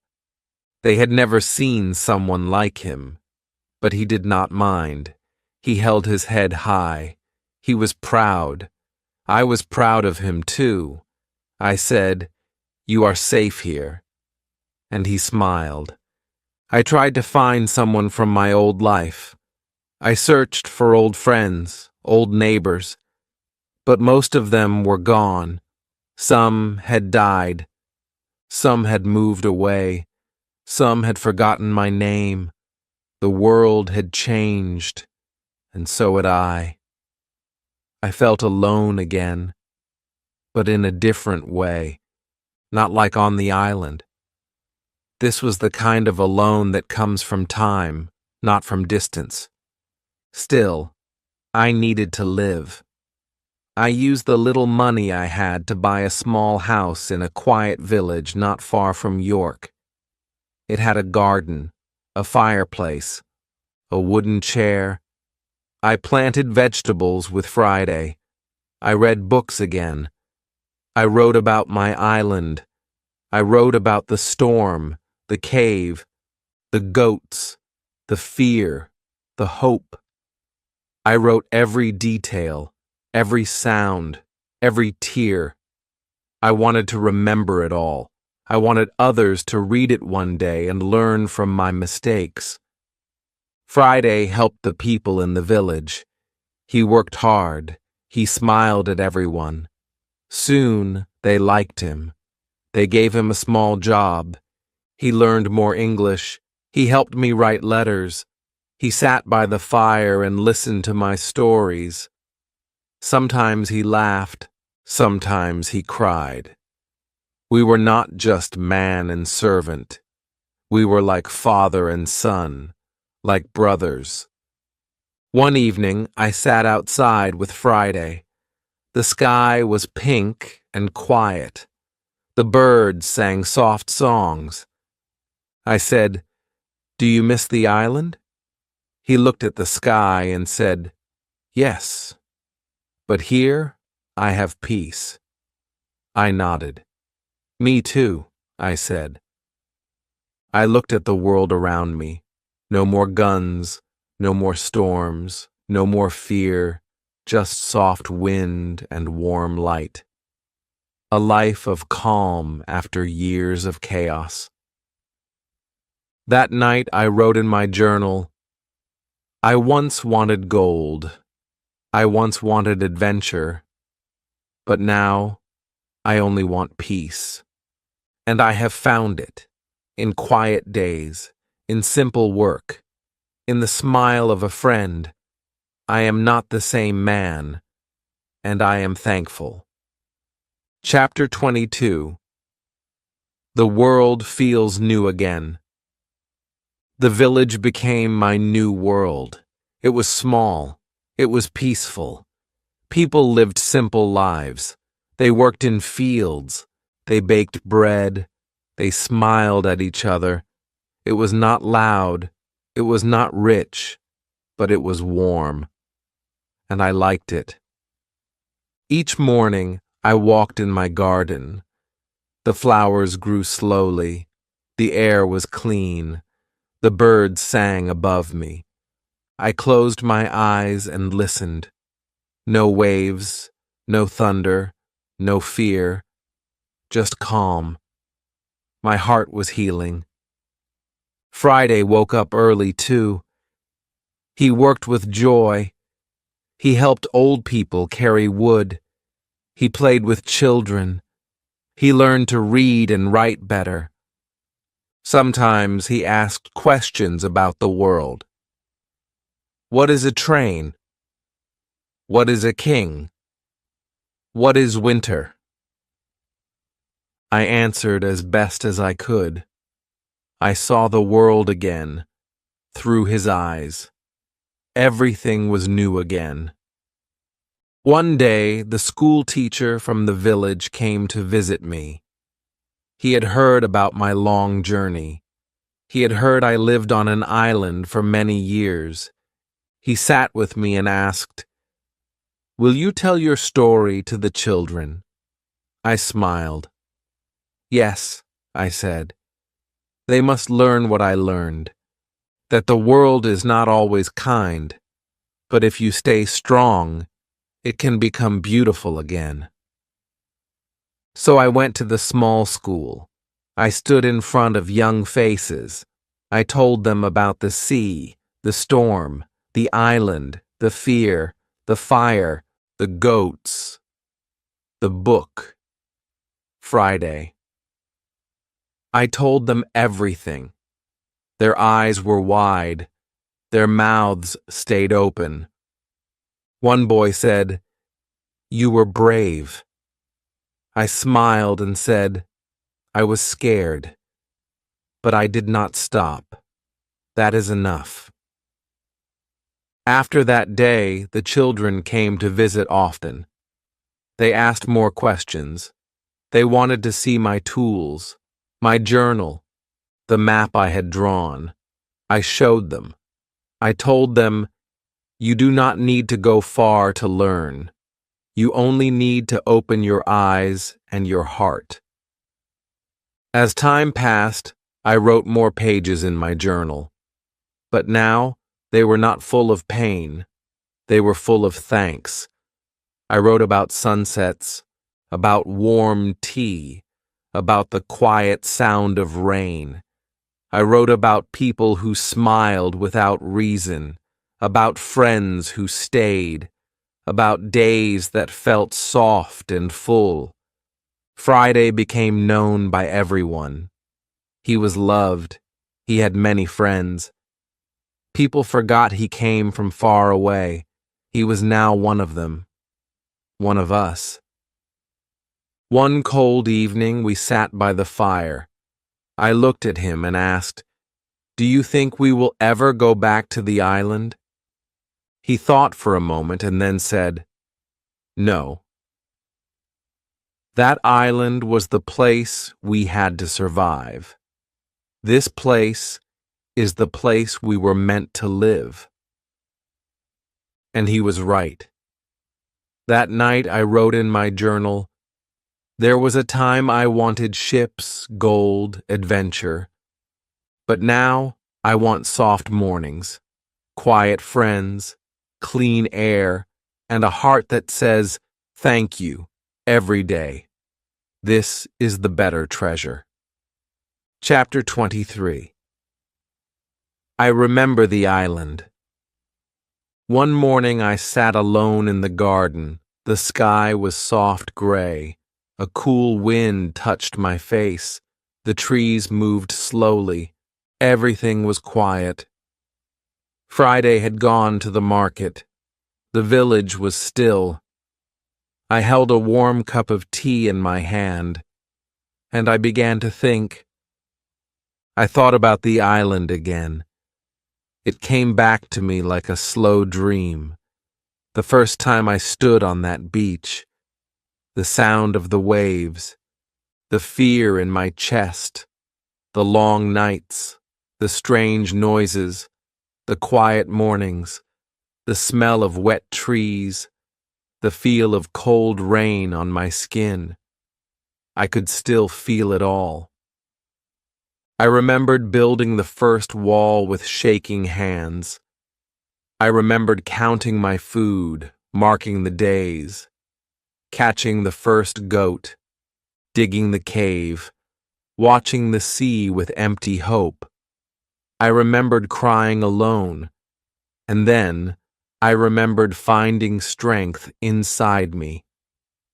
Then came the better memories. The fire I made with my own hands, the garden I planted, the first fish I caught, the small words I spoke out loud to myself, just to hear a voice. And then, Friday. The day I saw his face, the moment I saved him, the first time he called me Master, the first time I said, "No, friend." His smile, his heart, his laugh, his courage. He did not come from my world, but he gave my world back to me. And I thought of Pedro, the Spanish sailor, the men we saved, the fire we built together, the boat we made, the ship we took, the sea that brought me back home. All of it was far behind me now, but it lived in my heart forever. I stood up and walked back inside. I opened the old chest near my bed. Inside was my journal. The same book I had written in every day on the island. I touched the pages. The ink had faded, but the words still lived. I sat and read a few lines. They were simple, but they were true. I am afraid, but I must go on. Today I made bread. Today I built a chair. Today I spoke to the wind. Today I saved a man. I closed the book. I smiled. I said softly, "Thank you, Island. You broke me. You built me. You gave me the best parts of myself." That night, Friday came home. He brought bread and honey. We ate together near the fire. I told him I had read the old journal again. He said, "That island made us both who we are." I nodded. Yes, and now we know how to live anywhere. I wrote in my journal again before bed. The island is behind me, but its lessons are inside me. I no longer wish to escape from it. I now thank it. The storm gave me the island. The island gave me a life. Chapter 24. A Visit from the Past. Many months passed. The village felt like home now. People greeted me by name. Children smiled when they saw Friday. We lived simply. We planted food. We made soup. We shared stories. Life was small, but full. I did not need gold. I did not need ships. I needed quiet mornings, a warm fire, a kind word, and I had all of them. One afternoon, I sat near the door, reading. The sky was light blue. The birds flew in soft circles. Then I heard the sound of a horse. I looked up. A man was coming down the road. He wore a coat with gold buttons. He looked around, then stopped in front of my house. He smiled at me. "Are you Mr. Robinson Crusoe?" he asked. I stood slowly. "Yes," I said, "that is my name." The man reached into his coat and took out a letter. "This is for you, from the sea." My hands shook as I opened it. The paper was clean, the writing strong. I read the name at the bottom, Pedro, my old friend, the sailor we saved. I smiled wide. The letter said, "My dear Crusoe, I hope you are alive and well." I returned to my land. I am safe. I work again on the sea. But I never forget you. You saved me. You gave me life. I tell your story to everyone. The man who lived alone but became the strongest man I ever met. If you ever wish to sail again, my ship will always have a place for you. Your friend, Pedro. I sat down. My heart was full. I remembered his kind face, his strong voice. I looked at Friday. He read the letter, too. He smiled. "You helped many," he said. I nodded. And now they remember. I did not plan to sail again. My legs were old now. My hands did not move as fast. But my heart felt young again. That letter brought the sea back to me, not with fear, but with love. I folded it slowly and placed it in my journal. A new page. A new memory. That evening I sat with Friday near the fire. The stars blinked above. I said, The sea gave me pain, but it also gave me people, you, Pedro, and even myself. Friday looked at me. The island taught us everything. I smiled. Yes, and now the world feels small, but my heart feels full.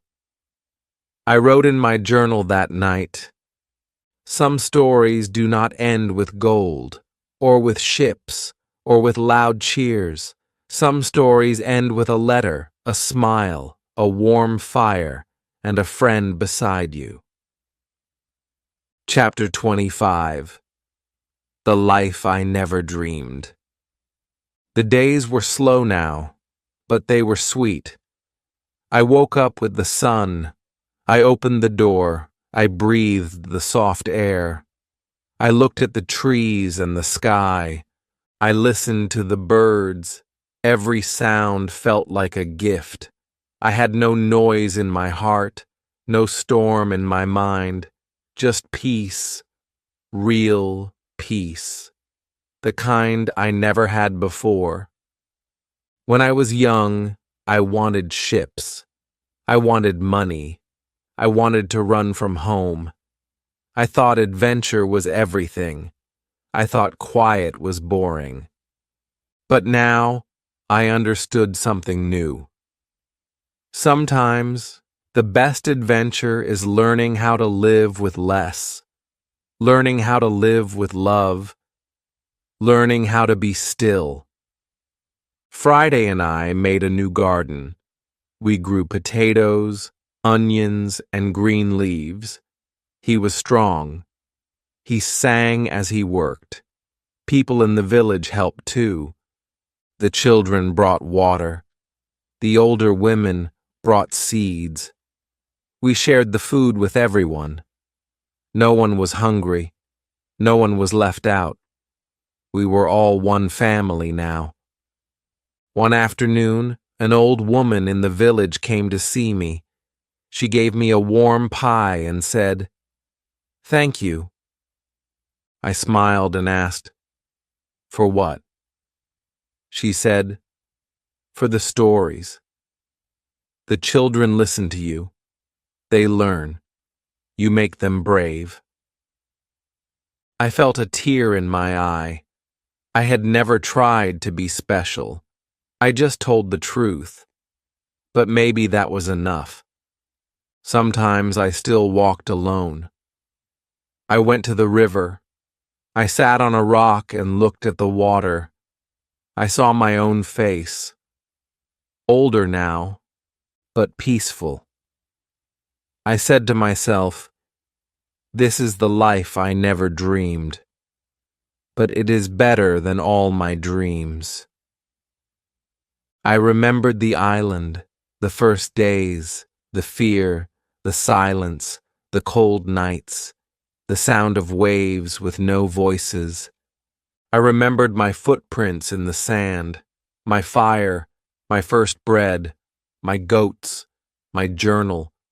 I remembered how I changed day by day.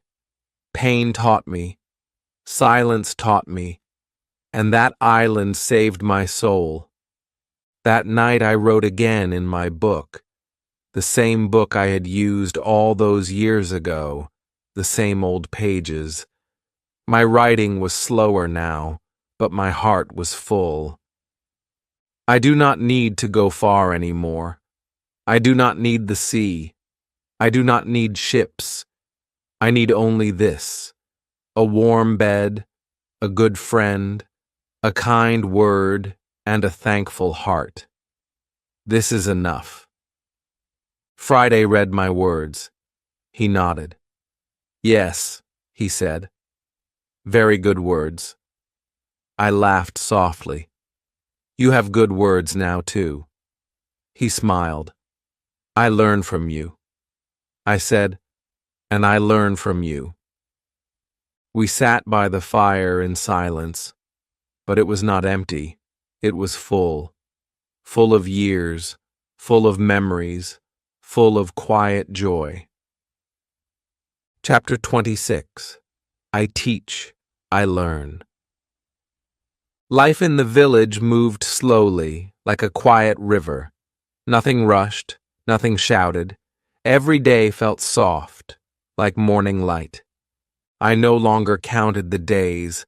I no longer watched the sky for ships. I just lived. I just breathed. And that was enough. People came to visit me often now. They sat in my garden. They asked questions. What was the island like? Were you afraid? How did you survive? I answered kindly. I spoke in short words. I wanted them to understand not just the story, but the lesson. That fear does not win when we stay calm. That we do not need much to live. That silence can teach if we listen. The children loved Friday. They followed him in the fields. They helped him plant seeds. He showed them how to fish, how to climb trees, how to walk quietly in the forest. He told them about the stars. He told them how to find water in dry land. They listened to him more than they listened to anyone. He became their teacher, and I became proud. One boy came to me with a small book. He said, "I want to write like you." I smiled. I gave him a pen. I said, "Write about what you see, what you feel, what you learn." That day, I saw him sitting under a tree, writing slowly. It made me happy. I thought, maybe this is my work now, not to travel, not to fight, but to plant small seeds of wisdom in young hearts. Sometimes Friday and I walked in the hills. We said little. We just watched the wind move the grass. I asked him once, "Do you miss the island?" He said, "I miss the trees, the birds, the sea, but not the fear, not the lonely days." I said, "Me too." We visited the church every week. We sat in the back. I closed my eyes and gave thanks, not for gold, not for big things, but for the quiet life I had now.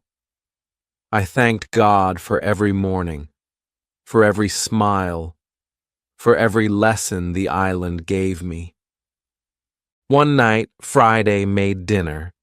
It was simple, bread and soup. We sat by the fire and ate slowly. He said, "I like this life. No pain, no guns, no bad men." I nodded. "This is the best part of the story," I said. "The part with no fear, the part where we just live." That night, I opened my journal again, the old one. I turned to a fresh page. I once wanted more. I once chased danger. But now I teach, I learn. I grow small flowers in my garden. I watch young minds open like the sky. I smile at quiet things, and that is enough. I am at peace. I closed the book. I looked at the fire. It burned gently, just like my heart now. Chapter 27. The Man I Have Become. The wind outside was soft. The sky was light blue. I sat on a wooden chair with my book in my hand. The sun touched my face through the small window. It was a quiet morning, like many others. But something felt special. Something inside me was still and full. I had not thought about the island for many days. I had not dreamed of storms, of waves, of fire. Now I dreamed of gardens, of children running through grass, of Friday laughing, of warm soup on cold nights. I no longer lived with fear. I lived with thanks. I looked at my hands. They were not as strong as before. My fingers were slower, my steps were softer, but my heart was lighter, and my mind was calm. I once feared time. Now I welcomed it. I once chased the world. Now I enjoyed each simple day. Friday came in with a basket of fresh fruit. Apples, he said with a smile. The tree gave many today. I looked at the red fruit. I remembered planting that tree. It was small back then, thin, weak, but I had given it water, Sunday, time, and now it gave sweet fruit, just like my life. We ate together. We said little, but we smiled often. That was our way now, not too many words, just soft peace between us. I told him, "One day, you will teach others.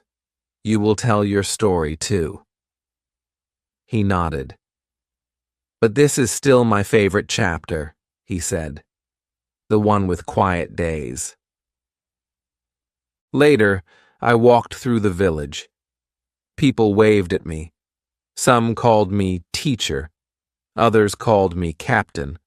A few simply said, friend. I liked all those names. But inside, I was just Robinson, a man who had learned to be still, a man who once ran from everything and then found everything by stopping. I sat under the big tree in the garden. Children came with questions. How do you build a house from nothing? How do you stay strong when you are alone? I answered slowly. One wall at a time, I said. One word, one step, one day. They listened, their eyes wide. I saw myself in them, young, full of dreams, not knowing the cost of them yet. That night, I lit a candle. I opened my journal again. The pages were old now, some torn, some stained, but they were beautiful to me. I once wanted the sea, now I want the soil. I once lived in fear, now I live in grace. I once had no one, now I have friends, smiles, and peace. I once was only Robinson, now I am something more. I looked at the candle. It burned gently, like a soft heart, like the light of a life well lived. Chapter 28. I tell my full story. One morning I woke before the sun. The house was quiet. Even the birds were still sleeping. I sat by the window and watched the sky turn from black to soft gold. The world was waking up again. A new day, just like many before it. But this one felt different. My heart was full. My mind was clear. I knew what I needed to do. I took my old journal and placed it on the table. I opened it from the first page. I touched the lines with my fingers. Then I turned to a new page, a fresh one, and I began to write my story from the very start. I wrote about York, my home. I wrote about my father, who warned me not to go to sea. I wrote about how I did not listen. I was young. I wanted more. I left without a goodbye. That was my first mistake. Then I wrote about the storm, the ship, the sea, the island, the fear. the silence. I wrote every detail, the cave, the goats, the bread I made with shaking hands, the nights I cried with no one near, the days I shouted just to hear a voice. I wrote about fire, traps, tools, storms, sickness, and small joys. Then I wrote about Friday, how I found him, how he trusted me, how he helped me live again, how we built our world one stone at a time. I wrote about Pedro, about saving lives, about finding strength in fear, about leaving the island, about coming home to a world that had moved on, but still I found a place. I wrote about the quiet village, about the kind people, about the garden, the children, the birds. I wrote about teaching, about learning, about becoming someone I never thought I could be, a man of peace. It took many days. Every morning I wrote. Every evening I rested. Friday brought me tea. He watched me from the door. He said, "Your story is big." I smiled. "Yes," I said, "but the ending is quiet, and that is the best part." When I finished, I closed the book. I held it in my hands. It was not just paper now. It was my whole life, my fears, my fight, my faith, my change. I gave it to the school teacher. I said, "Let the children read this one day. Let them know what I learned, not just how to live, but how to live well." That night, I looked at the stars. I whispered, "Thank you." Not to one thing, but to everything. To the sea that broke me, to the island that changed me, to the friends who stood by me, to the silence that taught me to listen. Then I wrote one last line in the journal. I was lost. I was alone, but I became found, not by others, but by myself. And I rested. Chapter 29. The island lives in me. The days became quiet again. My story was finished. My book was complete. The children read it. The teacher shared it. People came to my house just to listen. Some asked questions. Some sat in silence. But all of them said the same thing. Thank you. I didn't speak much after that. I did not need to. My words were already on the page. My story was now a gift. I had nothing left to prove, nothing more to chase. I had only simple days, and that was enough.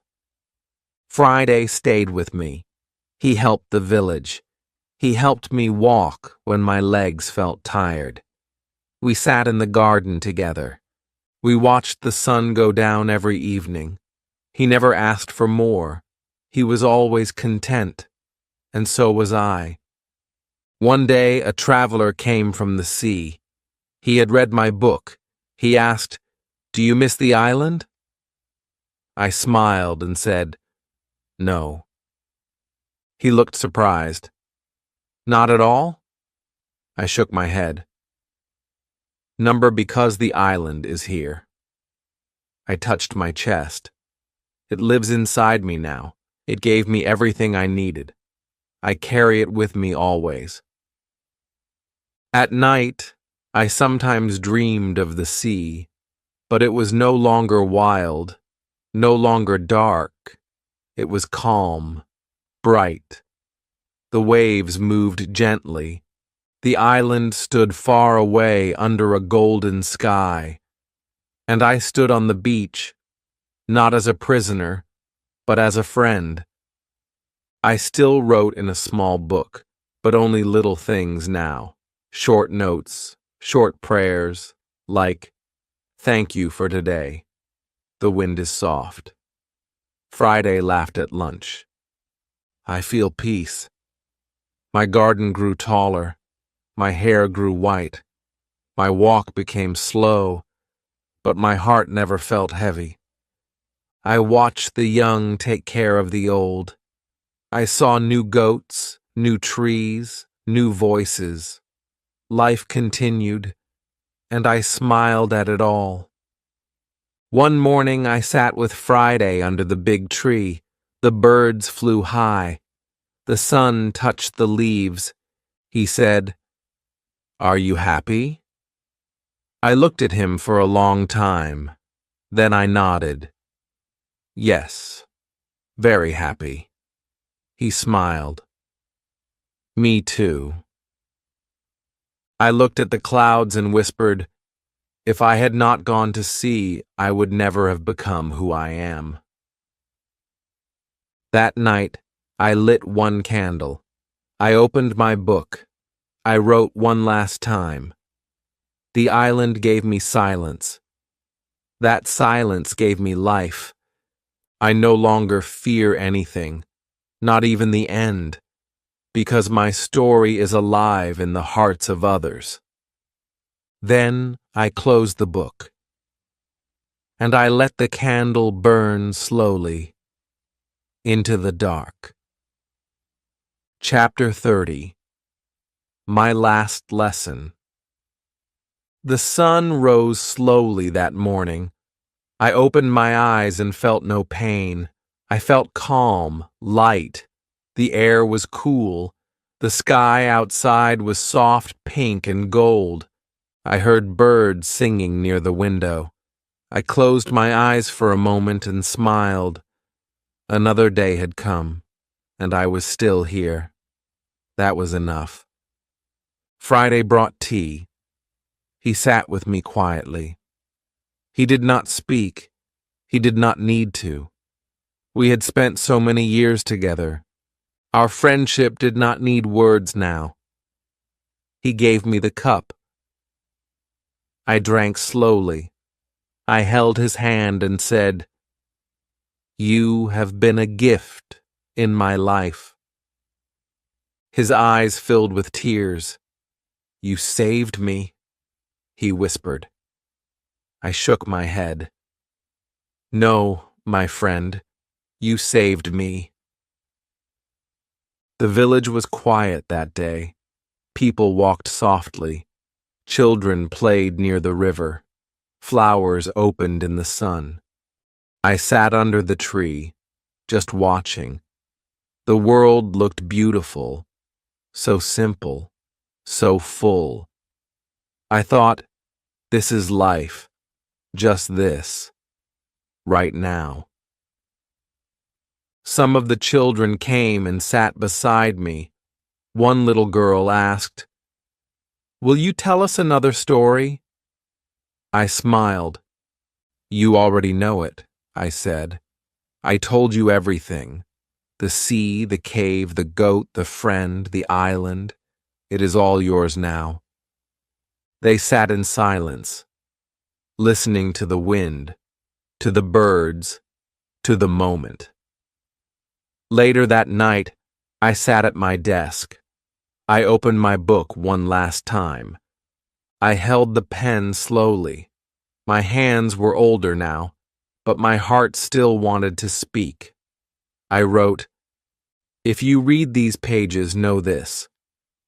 You do not need much to live. You do not need gold to be rich. You do not need many voices to be full. You need courage. You need patience. And you need a kind heart." I closed the book and held it close. Then I looked at Friday and said, "Take care of them. Teach them what matters." He nodded. "I promise." I looked at the stars. I breathed deeply, and for the first time in many years, I felt light as air. not empty, but free. I whispered, I went to the sea and found my soul. I went to silence and found my voice. I went to fear and found love. That is the greatest adventure. And then I rested. Chapter 31. The story lives on. The house was still. The morning came slowly. The fire burned low. The candle near the window had gone out. The book sat on the table, closed, quiet, but it was not forgotten. Friday sat beside me. His eyes were full, but his face was calm. He held my hand for a long time. He did not cry loudly. He just stayed, like a true friend, like a son. He whispered, "Thank you," again and again. The village people came, one by one. Some brought flowers, some brought bread, some just stood with their hands on their hearts. They didn't speak much. They didn't need to. They knew who I was. Not just a man from the sea, not just the one who lived alone, but the man who came back, the man who listened, the man who gave. They buried me under the big tree in the garden, the same place where I used to sit, where I once said, "This is the best chapter." Birds flew over the sky. The wind moved through the leaves. It felt like a goodbye, but also a song. Friday placed my journal on a wooden shelf inside the school. He opened it sometimes and read to the children. He read it slowly, with love. "Once I was alone on an island," he would say. "I was afraid, but someone saved me. And then he showed me how to live, not with fear, not with gold, but with peace." The children listened. They drew pictures of the sea, of the cave, of the goats, of the fire. They knew the story, but more than that, they felt it. They said, "We want to be strong like him." And Friday would smile. "Then be kind and be thankful." That is how he was strong. Years passed. The tree grew taller. The garden became wide. The birds kept singing. The journal stayed safe. The story stayed alive. No ships came. No storms returned. Just simple days. And the sound of young voices reading words written long ago. The man was gone, but the story stayed. My name is Robinson Crusoe. I was lost and I was found. I lived, I learned, I loved, and that is the only treasure I needed.